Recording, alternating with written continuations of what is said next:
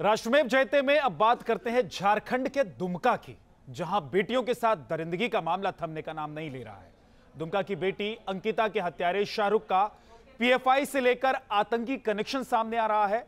तो इस बीच झारखंड में लव जिहाद, रेप और हत्या के एक और मामले ने हड़कंप मचा दिया है।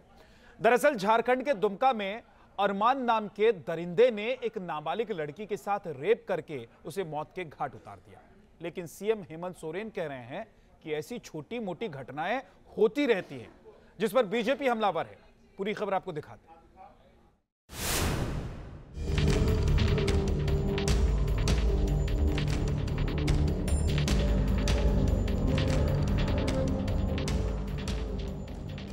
झारखंड में अभी दुमका की बेटी अंकिता का मामला शांत नहीं हुआ था कि अब एक और नाबालिग को मौत के घाट उतार दिया गया। अंकिता पर पेट्रोल छिड़ककर आग लगाने के महज कुछ ही दिन बाद दुमका में एक नाबालिग लड़की की रेप के बाद हत्या कर दी गई। झारखंड के दुमका से आई ये तस्वीर इतनी दर्दनाक है कि हम आपको दिखा नहीं सकते। झारखंड में एक और बेटी के साथ दरिंदगी हुई है। दुमका की एक और बेटी दरिंदगी की शिकार। झारखंड के दुमका में लव जिहाद और कत्ल। झारखंड के बाद अब अरमान अंसारी ने की दरिंदगी। कुछ दिन पहले ही झारखंड के दुमका में शाहरुख और नईम नाम के दो दरिंदों ने अंकिता को जिंदा जला डाला था, जिसमें पीएफआई से लेकर अंसारुल्लाह बांग्ला तक के जिहादी तार खंगाले जा रहे हैं। और अब अंकिता की तरह ही एक और नाबालिग बेटी को अरमान नाम के दरिंदे ने लव जिहाद में फंसाकर रेप के बाद हत्या कर दी। दुमका के विश्वविद्यालय थाना के श्री उमड़ा में जब पेड़ पर लटकी नाबालिग की लाश मिली तो इलाके में सनसनी फैल गई। ये लाश 14 साल की नाबालिग की थी, जो कि आदिवासी समुदाय से ताल्लुक रखती थी। स्थानीय लोगों ने जानकारी पुलिस को दी तो यूनिवर्सिटी थाना प्रभारी मौके पर पहुंचे और शव को कब्जे में लेकर जांच शुरू कर दी। मुफस्सिल थाना पुलिस ने इस मामले में आईपीसी की धारा 376, 302 समेत पॉस्को एक्ट और SC/ST एक्ट के तहत केस दर्ज कर आरोपी अरमान अंसारी को गिरफ्तार कर लिया। बताया जा रहा है कि नाबालिग रानीश्वर की रहने वाली थी, जो जामा थाना क्षेत्र में अपने एक रिश्तेदार के यहाँ रहकर मजदूरी करती थी। और इसी दौरान अरमान अंसारी नाम के दरिंदे ने पहले उसे लव जिहाद में फंसाया और फिर लड़का अपने जिहादी मंसूबे को अंजाम देने में जुट गया। सूत्रों की माने तो शादी का झांसा देकर इस नाबालिग लड़की के साथ दुष्कर्म किया गया और गर्भवती होने के बाद उसकी हत्या कर पेड़ पर लटकाकर आत्महत्या का रूप देने की कोशिश की गई। लेकिन जिहादी गैंग की इसी साजिश का पर्दाफाश हो गया। पोस्टमार्टम के बाद शव परिजनों को सौंप दिया गया। ये बहुत ही दिल दहलाने वाला घटना है। हम लोगों का यही मांग है, दोषी को कड़ी से कड़ी सजा, मतलब फांसी का सजा दिया जाए और पीड़ित परिवार को मुआवजा दिया जाए। इस मामले में पुलिस अभी कुछ बोलने के लिए तैयार नहीं है, लेकिन झारखंड के दुमका में जिस तरह से अंकिता के बाद एक और बेटी जिहादियों की साजिश का शिकार हो गई, उसको लेकर सोरेन सरकार पर बीजेपी और ज्यादा हमलावर हो गई है। इस प्रकार से इसको काम ही नहीं बल्कि उनके साथ लगातार दुष्कर्म किए और दुष्कर्म के बाद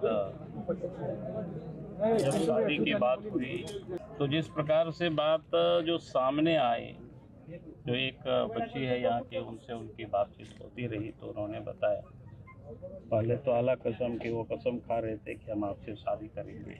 वो सारी बातें इस बच्ची के साथ हुई। बीजेपी सोरेन सरकार पर लगातार हमलावर है और कह रही है कि झारखंड में जानबूझकर इस तरह के जिहादियों को बढ़ावा दिया जा रहा है, और वो भी सिर्फ राजनीतिक फायदे के लिए। लेकिन लग रहा है झारखंड के मुख्यमंत्री हेमंत सोरेन को इससे कोई फर्क नहीं पड़ रहा। तभी तो दुमका में एक और बेटी के साथ दरिंदगी के सवाल पर वो कह रहे हैं कि इस तरह की घटना तो होती रहती है। घटनाएं तो होती रहती है, घटनाएं कहाँ नहीं होती। घटना तो बोल के आता नहीं है, इसको किस तरीके से लिया जाए। घटनाएं तो होती रहती है, घटनाएं कहाँ नहीं होती।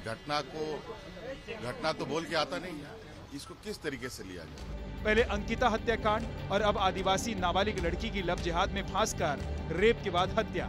लग रहा है झारखंड में कानून का राज खत्म हो गया है, क्योंकि पुलिस ने पहले पीड़िता को नाबालिग तक बताने से इनकार कर दिया था, लेकिन जब झारखंड बाल कल्याण समिति यानी CWC की टीम पीड़िता के घर पहुंचकर परिवार वालों से मिली तो उसने पाया कि छात्रा की 10वीं कक्षा के अंक पत्र के अनुसार उसकी उम्र 16 साल के आसपास थी और वो नाबालिग थी, जिसके बाद पुलिस ने अपना बयान बदल लिया और फिर पॉक्सो एक्ट के तहत धाराएं जोड़ दी गई। तो इस मामले में हम इतना ही कहेंगे इस जिला पुलिस प्रशासन से कि इस तरह का जो घटना है लगातार वृद्धि हो रहा है और कम एज की लड़कियों के साथ विशेष रूप से इस तरह का घटना देखा जा रहा है। और अभी हम ये निश्चित रूप से कह रहे हैं कि घटना का जो जांच है वो बारीकी से जांच हो और कोई बचना नहीं चाहिए। झारखंड से लव जिहाद के मामले लगातार सामने आ रहे हैं। कुछ दिनों पहले दुमका में अंकिता की जलाकर हत्या के बाद एक मामला लोहरदगा जिले से भी सामने आया था, जहां पर एक मुस्लिम युवक ने अपना धर्म छुपाकर पहले लड़की को अपने प्रेम जाल में फंसाया, इसके बाद शादी का झांसा देकर लड़की का यौन शोषण किया और जब उसकी पोल खुली तो उसने लड़की को कुएं में धकेल दिया। झारखंड से लगातार सामने आ रही लड़कियों से दरिंदगी पर बीजेपी हमलावर हो गई है और बीजेपी नेता दीप प्रकाश ने ट्वीट कर झारखंड सरकार पर हमला बोला है।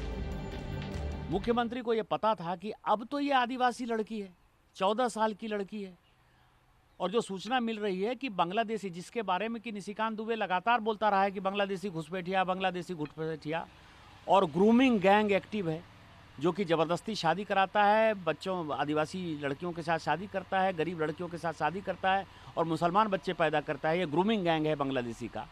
तो ये वही बांग्लादेशी घुसपैठिया है अरमान अंसारी। बांग्लादेशी घुसपैठिए लगातार झारखंड की आदिवासी दलित बेटियों को लव जिहाद में फंसाकर अपना निशाना बना रहे हैं, लेकिन हेमंत सरकार सत्ता के नशे में चूर होकर राज्य के बाहर मौज मस्ती करने में व्यस्त है। वो तो जानकारी मिलने के बाद पूर्व मंत्री लुइस मरांडी विश्वविद्यालय आउटपोस्ट पहुंचे और पूरे मामले की गंभीरता से जांच करने की बात कही। झारखंड से लगातार सामने आ रहे लव जिहाद के मामलों ने महिला सुरक्षा पर सवाल तो खड़े कर ही दिए हैं, वहीं सरकार की कार्यप्रणाली पर भी क्वेश्चन मार्क लगा दिया है। Team news nation.